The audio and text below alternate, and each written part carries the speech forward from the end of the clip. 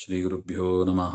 ನಾರಾಯಣಾಯ ಪರಿಪೂರ್ಣಗುಣಾರ್ಣವಾಯ ವಿಶ್ವೋದಯಸ್ಥಿತಿಲಯೋನ್ಯತಿಪ್ರದಾಯ ಜ್ಞಾನಪ್ರದಾಯ ವಿಬುಧಾಸುರಸೌಖ್ಯದುಃಖ ಸತ್ಕಾರಣಾಯ ವಿತತಾಯ ನಮೋ ನಮಸ್ತೆ. ನಾರಾಯಣಂ ದೇವಂ ನಾರಾಯಣಂ ನತ್ವಾ ಸರ್ವದೋಷ ವಿವರ್ಜಿತಂ ಪರಿಪೂರ್ಣಂ ಗುರುಂಶ್ಚಾನ್ನ ಗೀತಾರ್ಥಂ ವಕ್ಷ್ಯಾಮಿ ಲೇಶತಃ. ಸಮಸ್ತಗುಣಸಂಪೂರ್ಣಂ ಸರ್ವದೋಷ ವಿವರ್ಜಿತಂ ನಾರಾಯಣಂ ನಮಸ್ಕೃತ್ಯ ಗೀತಾ ತಾತ್ಪರ್ಯಮುಚ್ಯತೆ. ನಾರಾಯಣಂ ಸುರಗುರುಂ ಜಗದೇಕನಾಥಂ ಭಕ್ತಪ್ರಿಯಂ ಸಕಲಲೋಕನಮಸ್ಕೃತಂ ಚ ತ್ರೈಗುಣ್ಯವರ್ಜಿತಮಜಂ ವಿಭುಮಾದ್ಯಮೀಶಂ ವಂದೇ ಭವಘ್ನಮರಾಸುರಸಿದ್ಧವಂದ್ಯಂ. ನಾರಾಯಣಂ ನಮಸ್ಕೃತ್ಯ ನರಂ ಚೈವ ನರೋತ್ತಮಂ ದೇವೀಂ ಸರಸ್ವತೀಂ ವ್ಯಾಸಂ ತತೋ ಜಯಮುದೀರಯೇತ್. ಕೃಷ್ಣಾಯ ವಾಸುದೇವಾಯ ಹರಯೇ ಪರಮಾತ್ಮನೇ ಪ್ರಣತಃ ಕ್ಲೇಶನಾಶಾಯ ಗೋವಿಂದಾಯ ನಮೋ ನಮಃ. ಶ್ರೀ ಗುರುಭ್ಯೋ ನಮಃ. ಶ್ರೀಮದ್ ಭಗವದ್ಗೀತೆಯ 2ನೇ ಅಧ್ಯಾಯ ವಿಚಾರಗಳನ್ನು ನಾವು ನೋಡ್ತಾ ಇದ್ದೀವಿ. ಇಂದ್ರಿಯಗಳ ನಿಗ್ರಹ, ಅದರ ಅವಶ್ಯಕತೆಯನ್ನು ಪರಮಾತ್ಮ ಹೇಳ್ತಾ ಇದ್ದಾನೆ. ಯತತೋ ಹ್ಯಪಿ ಕೌಂತೇಯ ಪುರುಷಸ್ಯ ವಿಪಶ್ಚಿತಃ ಇಂದ್ರಿಯಾನಿ ಪ್ರಮಾಥೀನಿ ಹರಂತಿ ಪ್ರಸವಂ ಮನಃ. ಇಂದ್ರಿಯಗಳು, ಅದನ್ನ ನಿಗ್ರಹ ಮಾಡೋದು ಭಾರಿ ಕಠಿಣವಾದ ಒಂದು ಕೆಲಸ. ಅದನ್ನ ಪರಮಾತ್ಮನ ಅನುಗ್ರಹದಿಂದ, ಆ ದೇವತೆಗಳ ಅನುಗ್ರಹದಿಂದ, ವಾಯುದೇವರ ಅನುಗ್ರಹದಿಂದ ನಾವು ಮಾಡಬೇಕು ಅಂತ.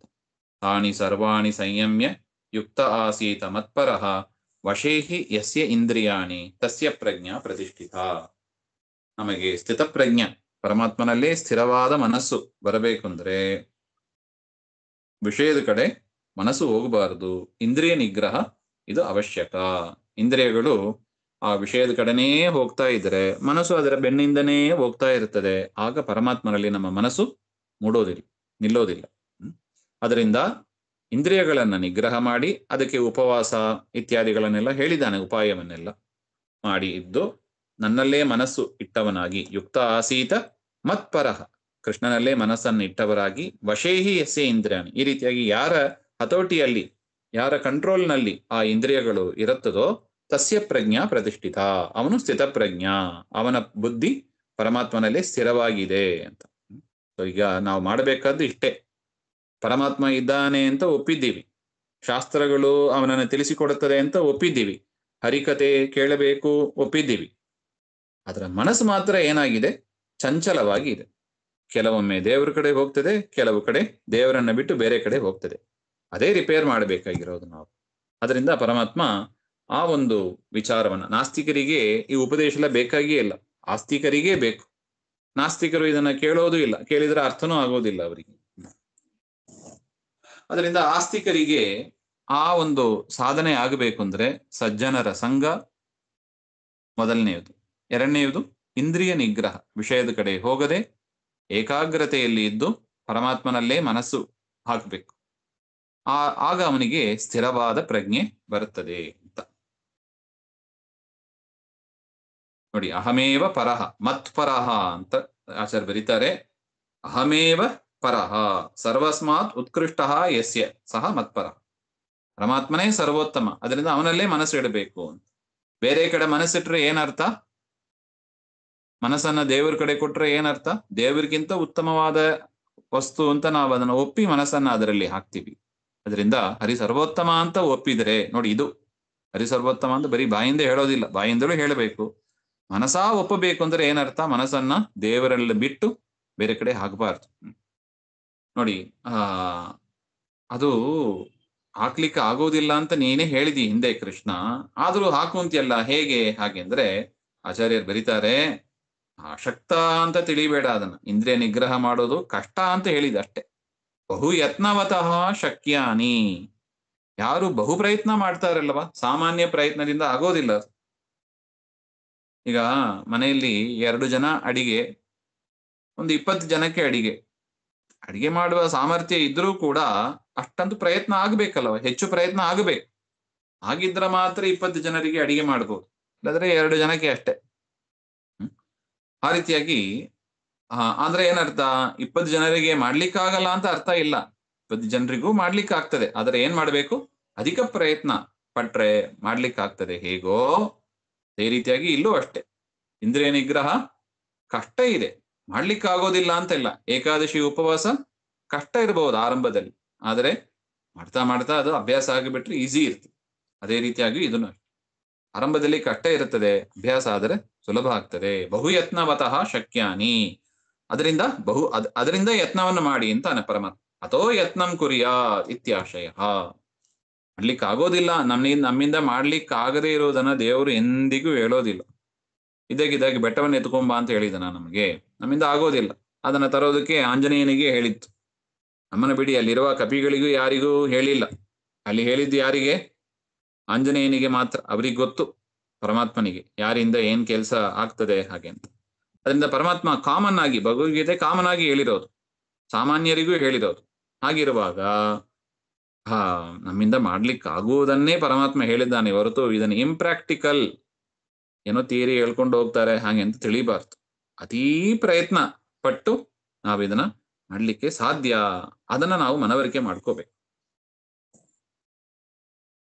ಧ್ಯಾಯತೋ ವಿಷಯಾನ್ ಪುಂಸಃ ಸಂಗಸ್ತೇಷು ಉಪಜಾಯತೆ, ಸಂಗಾತ್ ಸಂಜಾಯತೆ ಕಾಮಃ, ಕಾಮಾತ್ ಕ್ರೋಧೋಭಿಜಾಯತೆ, ಕ್ರೋಧಾತ್ ಭವತಿ ಸಮ್ಮೋಹಃ, ಸಮ್ಮೋಹಾತ್ ಸ್ಮೃತಿ ವಿಭ್ರಮಃ, ಸ್ಮೃತಿಭ್ರಂಶಾತ್ ಬುದ್ಧಿನಾಶೋ, ಬುದ್ಧಿನಾಶಾತ್ ವಿನಶ್ಯತಿ. ಒಂದು ಮನುಷ್ಯ, ಪರಮಾತ್ಮ ಇಲ್ಲಿ ಎರಡು ಹೇಳ್ತಾನೆ. ಈ ಮನಸ್ಸನ್ನ ಇಟ್ಟುಕೊಂಡು ಒಂದು ಮನುಷ್ಯ ಹೇಗೆ ಉದ್ಧಾರ ಆಗ್ತಾನೆ, ಈ ಮನಸ್ಸನ್ನ ನಿಗ್ರಹ ಮಾಡದೆ ಮನುಷ್ಯ ಹೇಗೆ ಹಾಳಾಗ್ತಾನೆ, ಇದೆರಡನ್ನು ಈ ಮುಂದಿನ ಪದ್ಯಗಳಲ್ಲಿ ಪರಮಾತ್ಮ ತಿಳಿಸಿಕೊಡ್ತಾನೆ. ಮನುಷ್ಯ ಒಳ್ಳೆಯವನಾಗೋದು ಮನಸ್ಸಿನಿಂದಲೇ, ಹಾಳಾಗೋದು ಕೂಡ ಮನಸ್ಸಿನಿಂದಲೇ. ಮೊದಲು ಯಾವ್ದು ಹೇಳ್ತಾನೆ, ಹೇಗೆ ಹಾಳಾಗ್ತದೆ ಅಂತ ಹೇಳಿಬಿಡ್ತಾನೆ. ಧ್ಯಾಯತೋ ವಿಷಯಾನ್ ಪುಂಸಃ. ಮನಸ್ಸು ಫಸ್ಟ್ ವಿಷಯದ ಕಡೆ ಯಾಕೆ ಹೋಗ್ತದೆ ಹಾಗೆಂದ್ರೆ ನೋಡಿ, ಆ ಪ್ರೋಸೆಸ್, ಆ ಸ್ಟೆಪ್ಸ್ ಅನ್ನ ಹೇಳ್ತಾನೆ ಪರಮಾತ್ಮ. ಮೊದಲು ಒಂದು ವಿಷಯದ ಧ್ಯಾನ ಮಾಡ್ತೀವಿ ಅಂತ ನಾವು. ಇವತ್ತು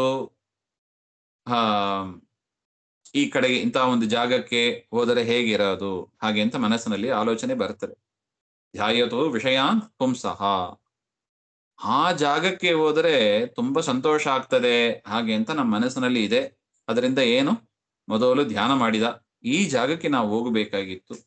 ಆ ಧ್ಯಾನ ಮಾಡ್ತಾ ಮಾಡ್ತಾ ಅದರಲ್ಲೇ ಮನಸ್ಸಿಟ್ಟವನಾಗಿ ಕೊನೆಯಲ್ಲಿ ಅವನಿಗೆ ಅದರಲ್ಲಿ ಸಂಘ ಉಂಟಾಯ್ತು. ತುಂಬಾ ಅದನ್ನ ಇಷ್ಟಪಟ್ಟು ಮಾಡ್ತಾನೆ.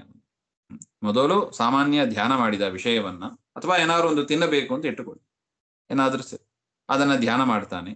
ಆಮೇಲೆ ಅದರಲ್ಲಿ ಅದರಲ್ಲೇ ಮನಸ್ಸಿಟ್ಟವನಾಗಿ ಇರ್ತಾನೆ. ಸಂಗಸ್ತೇಷು ಉಪಜಾಯತೆ, ಸಂಗಾತ್ ಸಂಜಾಯತೆ ಕಾಮಃ. ಈ ಒಂದು ಸಂಘದಿಂದ ವಿಷಯಕ್ಕೂ ಮನಸ್ಸಿಗೂ ಒಂದು ಸಂಘ ಆಯ್ತು, ಒಂದು ಕಾಂಟ್ಯಾಕ್ಟ್, ಒಂದು ಕನೆಕ್ಷನ್ ಬಂತು. ಆ ಕನೆಕ್ಷನ್ ಇಂದ ಏನಾಯ್ತು, ಮನಸ್ಸಿನಲ್ಲಿ ಕಾಮ ಹುಟ್ಟಿತ್ತು. ಇದು ನನಗೆ ಸುಖಪ್ರದವಾದ ಒಂದು ಸ್ಥಳ ಆಗಿದೆ, ಅಥವಾ ತಿನ್ನುವ ಪದಾರ್ಥ ಆಗಿದೆ, ಅದರಿಂದ ನಾವು ಇದನ್ನ ಬಯಸಬೇಕು ಹಾಗೆ ಅಂತ ಒಂದು ಕಾಮನೆ ಬರ್ತದೆ. ಮೊದಲು ವಿಷಯದ ಧ್ಯಾನ, ಆ ಧ್ಯಾನದಿಂದ ಅದರಲ್ಲಿ ಸಂಘ, ಆ ಸಂಘದಿಂದ ಅದರಲ್ಲಿ ಕಾಮ. ಆ ಕಾಮ ಅದು ಈಡೇರದೆ ಹೋದಾಗ ಸಿಟ್ಟು. ನಾನು ಈ ಜಾಗಕ್ಕೆ ಹೋಗ್ಬೇಕು, ಯಾರೊಬ್ರು ಬೇಡ ಅಂತ ಹೇಳಿದ್ರು ಅಂತ ಇಟ್ಕೊಂಡು, ಮನೆಯಲ್ಲಿ ಯಾರಾದ್ರು ಬೇಡ ಅಂತ ಹೇಳಿದ್ರು, ಅವ್ರ ಮೇಲೆ ಸಿಟ್ಟೇ ಬಂದ್ಬಿಡುತ್ತೆ. ಕ್ರೋಧೋಭಿಜಾಯತೆ. ಕಾಮಕ್ಕೆ ಯಾರಾவது ಪ್ರತಿಬಂಧಕ ಮಾಡಿದರೆ ಸಿಟ್ಟು ಬರುತ್ತದೆ. ಕ್ರೋಧ, ಸಿಟ್ಟು ಬಂದು ಏನಾಗ್ತದೆ, ಕ್ರೋಧದಿಂದ ಏನಾಗ್ತದೆ, ಕ್ರೋಧಾತ್ ಭವತಿ ಸಮ್ಮೋಹಾತ್. ಕ್ರೋಧದಿಂದ ಅವನಿಗೆ ಏನಾಗ್ತದೆ, ಸಮ್ಮೋಹ, ಒಳ್ಳೆ ಮೋಹ ಉಂಟಾಗ್ತದೆ.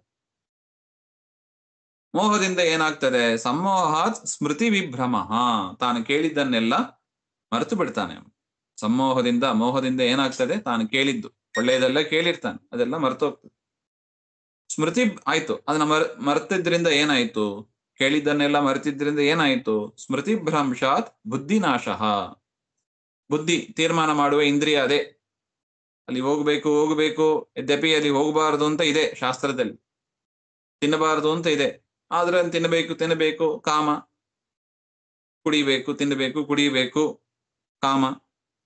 ಆ ಕಾಮಕ್ಕೆ ಯಾರಾவது ಎದುರಾಕಿದ್ರೆ ಅವ್ರ ಮೇಲೆ ಸಿಟ್ಟು, ಆ ಸಿಟ್ಟಿನಿಂದ ಒಳ್ಳೆಯದು ಕೆಟ್ಟದು, ಯದ್ಯಪಿ ನಮಗ್ ಗೊತ್ತಿದೆ ಅದು ಕೆಟ್ಟದು ಅಂತ, ಆದ್ರೂ ಕೂಡ ಆ ಒಂದು ಮೋಹ ಬಂದೋಗ್ತದೆ.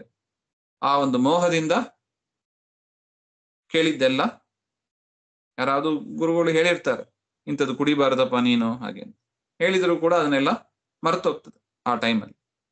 ಆಮೇಲೆ ಆ ಸ್ಮೃತಿ ಭ್ರಮೆ, ಸ್ಮೃತಿ ಭ್ರಂಶ ಅಂತ ಹೇಳ್ತಾರೆ. ಸ್ಮೃತಿ ಭ್ರಂಶದಿಂದ ಏನಾಗ್ತದೆ? ಬುದ್ಧಿ ನಾಶ ಆಗ್ತದೆ. ಓ, ಕುಡದೆ ಬಿಡಾನ ಇವತ್ತು ಹಾಗೆ ಅಂತ. ಬುದ್ಧಿ ನಾಶಾತ್ ವಿನಶ್ಯತಿ, ಕುಡದೆ ಬಿಡ್ತಾನೆ. ಈ ರೀತಿಯಾಗಿ ನಿಷಿದ್ಧ ಕರ್ಮಗಳನ್ನ, ನಿಷಿದ್ಧ ಆಚರಣೆಗಳನ್ನ ಒಂದು ಜೀವನಾದವ ಹೇಗೆ ಮಾಡ್ತಾನೆ ಎಂಬುದನ್ನ ಒಂದು ಸ್ಟೆಪ್ಸ್, 7 ಸ್ಟೆಪ್ಸ್ ಏನೋ ಇದೆ ಇಲ್ಲಿ, ಅದರಲ್ಲಿ ಪರಮಾತ್ಮ ತಿಳಿಸಿಕೊಡ್ತಾನೆ. ಈ ರೀತಿಯಾಗಿ ಒಬ್ಬ ಪಾಪವನ್ನು ಮಾಡ್ತಾನೆ. ಅದರಿಂದ ರೂಟ್, ಪಾಪಕರ್ಮಕ್ಕೆ ರೂಟ್ ಯಾವುದು ಅಂತ ನೋಡಿದರೆ ಮನಸ್ಸಿನಿಂದ ಮೊದಲು ಅದನ್ನ ಧ್ಯಾನ ಮಾಡಿದ್ದ. ಮನಸ್ಸಿನಿಂದ ಅದನ್ನ ಧ್ಯಾನ ಮಾಡಿದ್ದಕ್ಕೆ ಅದರ ಮೇಲೆ ಸಂಘ, ಆ ಸಂಘದಿಂದ ಕಾಮದಿಂದ ಕ್ರೋಧ ಇತ್ಯಾದಿ ಪರಂಪರೆ ಬಂತು ಅಂತ. ಸೊ ಅದರಿಂದ ಮನಸ್ಸನ್ನ ನಾವು ದೇವರ ಕಡೆ ಮಾತ್ರ ಇಟ್ಟಿದ್ರೆ ಈ ರೀತಿಯಾಗಿ ಬೇರೆ ಪದಾರ್ಥಗಳಿಗೆ ಪ್ರವೇಶನೇ ಇರೋದಿಲ್ಲ, ಎಂಟ್ರಿನೇ ಇರೋದಿಲ್ಲ. ಇದು ಪರಮಾತ್ಮ ತಿಳಿಸಿಕೊಡುವ ಮತ್ತೊಂದು ಅದ್ಭುತವಾದ ಒಂದು ಉಪಾಯ. ಇಂದ್ರಿಯ ನಿಗ್ರಹ ಹೇಗೆ ಮಾಡಬೇಕು? ಮನಸ್ಸನ್ನ ದೇವರಲ್ಲಿ ಇಡು, ದೇವರ ನಾಮಸ್ಮರಣೆ ಮಾಡು. ಹಾಗಾಗಿ ದೇವರನ್ನ ಮರೀಬೇಡ.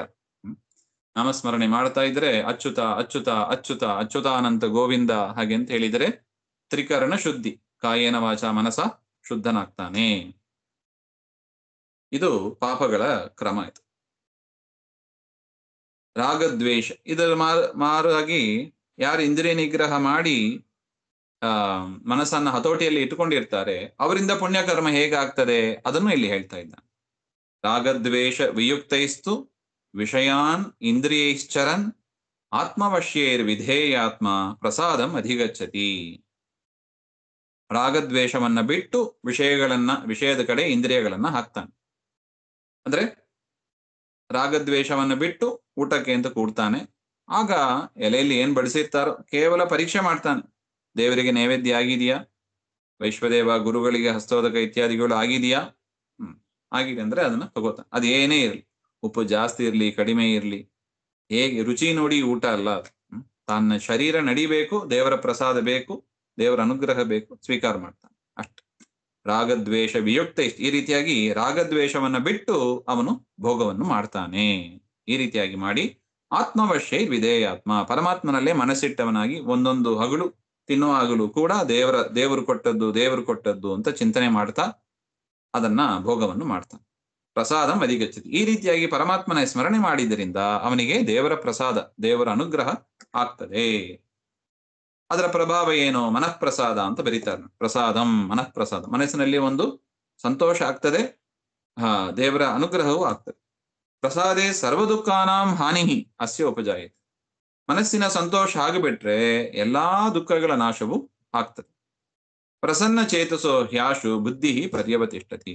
ಮನಸ್ಸು ಪ್ರಫುಲ್ಲತೆಯಿಂದ ಸಂತೋಷ ಭರಿತವಾಗಿ ಇದ್ದರೆ ಇನ್ನಷ್ಟು ಪರಮಾತ್ಮನ ಕಡೆ ಮನಸ್ಸು ಹೋಗ್ತದೆ. ಪರಮಾತ್ಮನಲ್ಲಿ ಮನಸ್ಸು ನಾವು ತೆಗೆದದ್ದರಿಂದ ತಿರ್ಗ ಮನಸ್ಸು ತರೋದು ಕಷ್ಟ ಆಗ್ತದೆ. ಅದರಿಂದ ಮನಸ್ಸನ್ನ ದೇವರಿಂದ ತೆಗಿಲಿಕ್ಕೆ ಹೋಗಬೇಡಿ, ಸದಾ ಅಟ್ಯಾಚ್ ಆಗಿ ಇರಬೇಕು, ದೇವರಲ್ಲೇ ಇರಬೇಕು. ಹಾಗೆ ಇದ್ದರೆ ನಮಗೆ ವಿಷಯ ಪದಾರ್ಥಗಳ ಮೇಲೆ ಹೆಚ್ಚು ಆಸಕ್ತಿ ಬರೋದಿಲ್ಲ. ಏನ್ ಸಿಗ್ತದೋ ಅದರಲ್ಲಿ ದೇವರ ಸ್ಮರಣೆ ಮುಖ್ಯ. ಆ ರೀತಿಯಾದ ಒಂದು ಪ್ರಯಾರಿಟಿ ಮಾಡ್ಕೋತಾನೆ ಅವನು. ದೇವರ ಸ್ಮರಣೆನೇ ಮುಖ್ಯ ಅಂತ ಆದ ಮೇಲೆ ಈ ಪದಾರ್ಥ ಸರಿಗಿಲ್ಲ, ಚೆನ್ನಾಗಿದೆ, ಕೆಟ್ಟದಾಗಿದೆ ಇಟ್ಕೊಂಡು ಏನ್ ಮಾಡೋದು?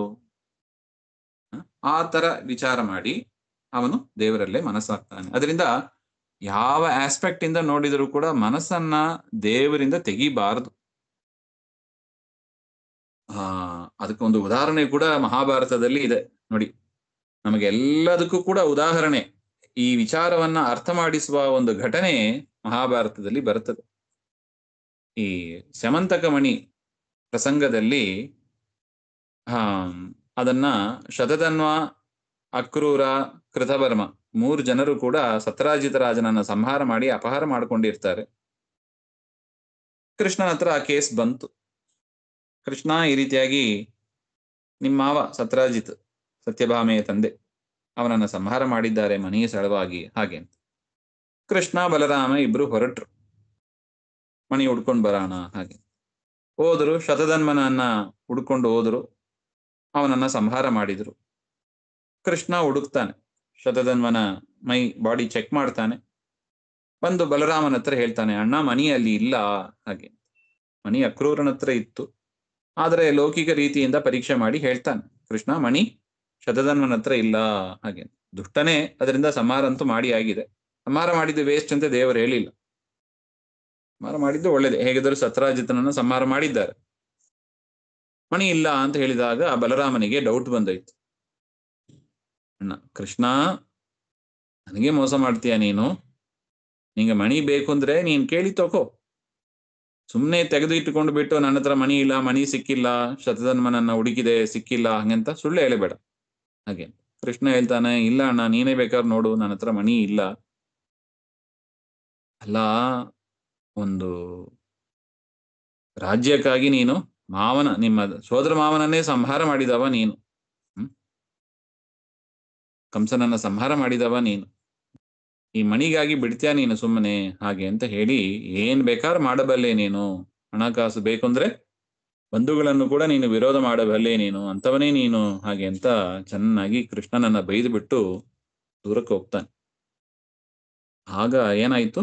ಮನಸ್ಸಿನಿಂದ ಭಕ್ತಿ ಹೋಯ್ತು. ಮನಸ್ಸು ಬೇರೆ ಕಡೆ ಹೋಯ್ತು. ಕೃಷ್ಣನ ಹತ್ರ ಇಲ್ಲ ಬಲರಾಮದೇವರು. ಅಷ್ಟು ದಿವಸ ಭಕ್ತಿಯಿಂದ ಇದ್ರು ಅವ್ರು. ಯಾವಾಗ ಮನಸ್ಸು ಬೇರೆ ಕಡೆ ಹೋಯ್ತೋ, ಮಿಥಿಲಾಪಟ್ಟಣಕ್ಕೆ ಹೋಗ್ತಾರೆ ಬಲರಾಮದೇವ್. ಅಲ್ಲಿ ಹೋದ ಕೂಡಲೇ ಯಾರು ಸಿಕ್ಕಿದ್ರು? ದುರ್ಯೋಧನ ಸಿಕ್ಕಿದ. ದುರ್ಯೋಧನನಿಗೆ ಗದಾ ಪ್ರಹಾರದ ಒಂದು ವಿದ್ಯೆಯನ್ನು ಹೇಳಿಕೊಡ್ತಾ ಅಲ್ಲೇ ಕಾಲ ಕಳೀತಾ ಇದ್ರು ಬಲರಾಮದೇವ್. ನೋಡಿ, ಮನಸ್ಸನ್ನ ತೆಗೆದದ್ದಕ್ಕೆ, ಕೃಷ್ಣನ ವಿರೋಧ ಮಾಡಿದ್ದಕ್ಕೆ ಏನಾಯ್ತು? ಕಲಿಯ ದುರ್ಯೋಧನನ ಒಂದು ಸಂಘ ಆಯ್ತು. ಸಜ್ಜನರ ಸಂಘ ಆಗಬೇಕು, ದುಷ್ಟರ ಸಂಘ ಆಗಬಾರ್ದು. ಅದರಿಂದ ಅಂತಹ ಶೇಷದೇವರ ಅವತಾರ ಬಲರಾಮದೇವರು. ಶುಕ್ಲಕೇಶ ಆವೇಶ ಬೇರೆ ಇದೆ. ಅಂತಹ ಸಂದರ್ಭದಲ್ಲಿ ಇಲ್ಲ ಅಂತ ಇಟ್ಕೋಬೇಕಷ್ಟೆ. ಯಾಕೆ? ಪರಮಾತ್ಮನ ಸನ್ನಿಧಾನದಿದ್ರೆ ಕಲಿ ಹತ್ರ ಬರ್ತಾ ಇದ್ದಿಲ್ಲ. ಅದರಿಂದ ಎಷ್ಟು ಒಳ್ಳೆಯ ಸಂದೇಶ ನೋಡಿ. ಪ್ರಸನ್ನ ಚೇತಸೋ ಹ್ಯಾಶು ಬುದ್ಧಿ ಪರ್ಯವತಿಷ್ಠತಿ. ಮನಸ್ಸು ಪ್ರಫುಲ್ಲತೆಯಿಂದ ಇದ್ದರೆ ನೋಡಿ, ಜಗಳ ಆಯ್ತು ಅಂದ್ರೆ ದೇವರಿಂದ ದೂರ ಆಗೋಣ, ಏನು ಬೇಡ, ಅದನ್ನೇ ತಲೆಯಲ್ಲಿ ತಿರುಗ್ತಾ ಇರ್ತದೆ ವಿಚಾರ. ಬಲರಾಮ ದೇವರಿಗೆ ಹಾಗೆ ಆಯ್ತು. ಮನಸ್ಸು ಪ್ರಸನ್ನವಾಗಿ ಇದ್ದರೆ ಆಗ ದೇವರ ಕಡೆ ಮನಸ್ಸು ಹೋಗ್ತದೆ. ಅದರಿಂದ ಮನಸ್ಸನ್ನ ಹಗುರಾಗಿ ಇಟ್ಟುಕೊಳ್ಳಿ ಅಂತ. ಮನಸ್ಸನ್ನ ಹಗುರಾಗಿ ಇಟ್ಟುಕೊಳ್ಳಿ. ಬೇಕಾದ ಟೆನ್ಷನ್, ಸ್ಟ್ರೆಸ್ಸು ಯಾವುದು ಹತ್ರ ಸೇರಿಸಬೇಡಿ. ಅದೆಲ್ಲ ಕಲಿಯ ರೂಪದಲ್ಲಿ ಬರತಕ್ಕ ವಿಷಯ. ಎಷ್ಟು ಬೇಕೋ ವಿಷಯದ ಭೋಗ. ಶರೀರ ನಡೆಸಬೇಕು, ಮನೆಯಲ್ಲಿ ಇರಬೇಕು, ಮನೆ ನಡೆಯಬೇಕು, ಯಾರ ಜೊತೆಗೂ ಜಗಳ ಆಗಬಾರದು, ಬೆಲ್ಲವಾಗಿರಬೇಕು ಬಂಧು ಜನರೊಳಗೆ ಅಂತಾರೆ ನೋಡಿ ದಾಸರು. ಬಂಧು ಬಾಂಧವರಲ್ಲಿ ಬೆಲ್ಲದಂತೆ ಸಿಹಿಯಾಗಿ ಇರಬೇಕು. ಅನಾವಶ್ಯವಾದ ಮಾತೇ ಬೇಡ ಅಂತ. ಒಟ್ಟು ವಿಷಯದ ಭೋಗ ಎಷ್ಟು ಬೇಕೋ ಅಷ್ಟು. ಅದನ್ನ ಇಲ್ಲಿ ಪರಮಾತ್ಮ ತಿಳಿಸಿಕೊಟ್ಟು, ಈ ರೀತಿಯಾಗಿ ಯಾರು ಇರ್ತಾರೋ, ಮನಸ್ಸನ್ನ ವಿಷಯದ ಕಡೆ ಹಾಕದೆ ಪರಮಾತ್ಮನಲ್ಲಿ ಹಾಕಿ ಯಾರು ಇರ್ತಾರೋ ಅವರಿಗೆ ಪರಮಾತ್ಮನ ಅನುಗ್ರಹ ಬೇಗ ಆಗ್ತದೆ ಅಂತ ಒಟ್ಟು ಹೇಳ್ತಾನೆ. ಮುಂದಿನ ವಿಚಾರ ನಾಳೆ ನೋಡೋಣ. ಶ್ರೀಮಧ್ವಾಂತರ್ಗತ ಶ್ರೀಕೃಷ್ಣ ಶ್ರೀ ಹರೇ ನಮಃ.